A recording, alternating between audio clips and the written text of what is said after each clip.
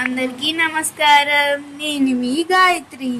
Welcome back to our channel, our great mythology.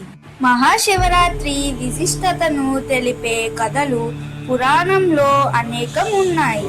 వాటిలో ముఖ్యంగా చెప్పదగిన లింగోద్భవం కథ గురించి ఇక్కడ తెలుసుకుందాం. లింగోద్భవం కాలం శివుడు జ్యోతిర్లింగంగా మారిన కథ. పురాణాల ప్రకారం ఒకానొక సమయంలో బ్రహ్మదేవునికి మహావిష్ణువుకి మధ్య ఎవరు గొప్ప అనే వివాదం నెలకొంది. ఈ వివాదం పెద్దదయ్యి యుద్ధానికి దారి తీసే పరిస్థితి రావడంతో పరమశివుడు వారి మధ్య ఒక అనంతమైన జ్యోతిర్లింగం అంటే అగ్ని సంభవం రూపంలో ప్రత్యక్షమయ్యాడు. పరీక్ష.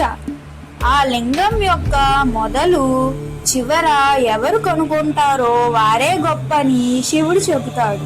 ప్రయాణం. విష్ణువు వరాహ రూపంలో భూమిని తవ్వుకుంటూ కిందకి, బ్రహ్మ హంస రూపంలో పైకి వెళ్ళారు. ఫలితం. విష్ణువు ఎంత వెతికినా అంతం దొరక్క ఓటమిని అంగీకరించి తిరిగి వస్తాడు.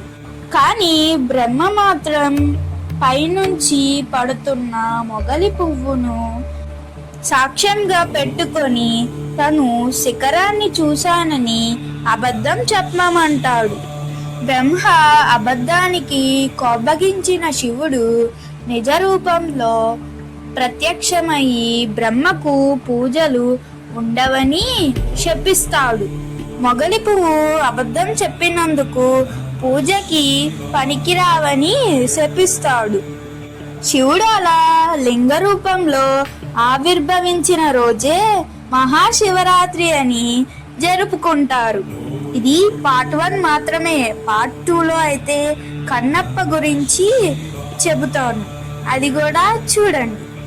ఇలాంటి మరెన్నో వీడియోలు కావాలంటే ప్లీజ్ లైక్, షేర్, సబ్స్క్రైబ్.